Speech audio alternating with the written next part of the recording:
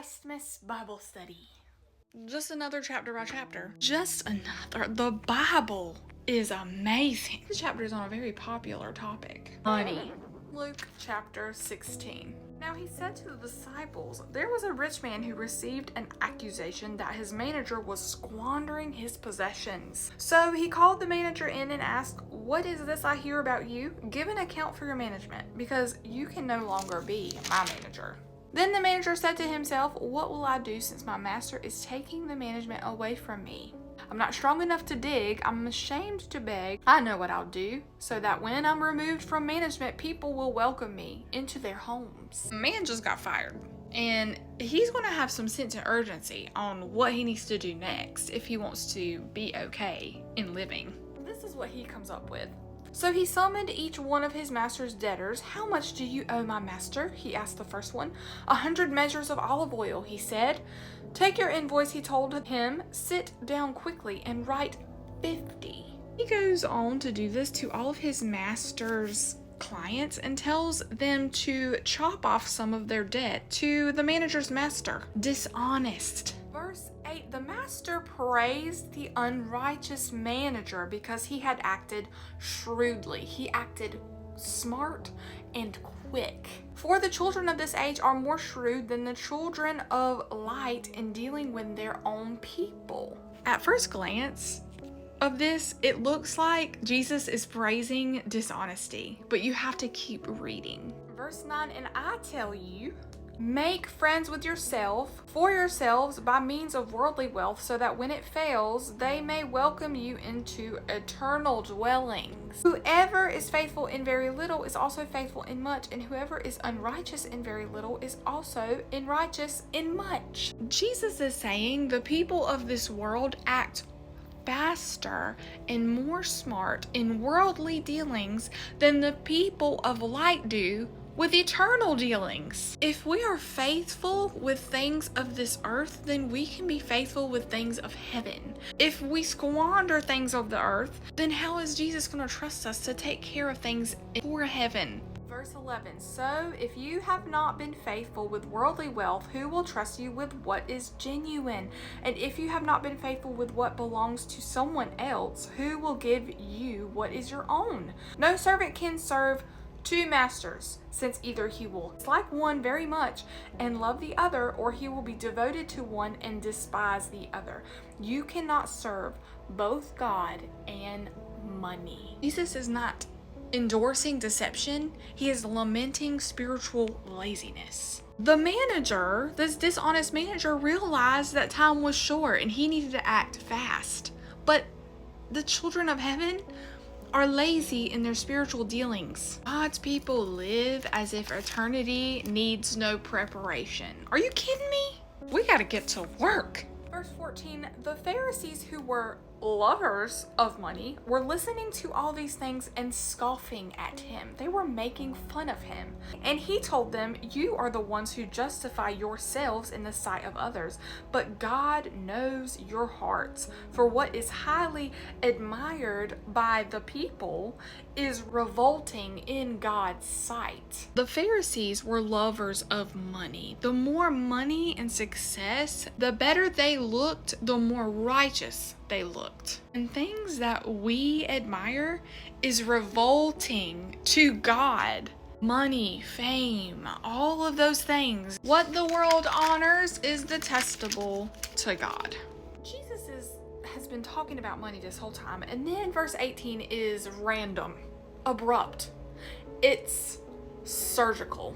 Verse 18, everyone who divorces his wife and marries another woman commits adultery, and everyone who marries a woman divorced from her husband commits adultery. If you were to picture this verse being smack dab in the middle of this, it would be as if a stream of money and coins were flowing down, and all of a sudden Jesus just drops a huge millstone in the middle of the stream. And that stone really matters, and here's why. Jesus is exposing selective obedience here. Money and marriage share the same problem. It's loyalty. Just a few verses before this, Jesus was calling the Pharisees lovers of money. They justify themselves while missing God's heart on it. They didn't realize that God sees these things as detestable, and they love what is detestable to God. Divorce back then in Jesus' day had a lot of loopholes, a lot of legal loopholes, especially in the rabbinic schools. They were able to divorce their wives and still seem righteous. They were claiming devotion to God while looking for legal loopholes. Money and marriage are both loyalty tests, and that's why Jesus smacked it in there. Another parable hops in: the rich man and Lazarus. Not the same Lazarus that was raised from the dead. This is a different man, same name. There was a rich man who would dress in purple and fine linen, feasting lavishly every day. But a poor man named Lazarus, covered with sores, was lying at this rich man's gate. He longed to be filled with what fell from the rich man's table, but instead the dogs would come and lick his sores. One day, the poor man passed on and was carried away by the angels to Abraham's side. The rich man also passed away and was buried, and being in torment in Hades, he looked up and saw Abraham a long way off with Lazarus, the poor man, by his side. "Father Abraham," he called out, "have mercy on me and send Lazarus, this poor man, to dip the tip of his finger in water and cool my tongue, because I am in agony in this flame." First of all, the visual of Hades, holy moly. God doesn't send people to hell. People choose to go there. "Son," Abraham said, "remember that during your life you received your good things, just as Lazarus received his bad things, but now he is comforted here while you are in agony.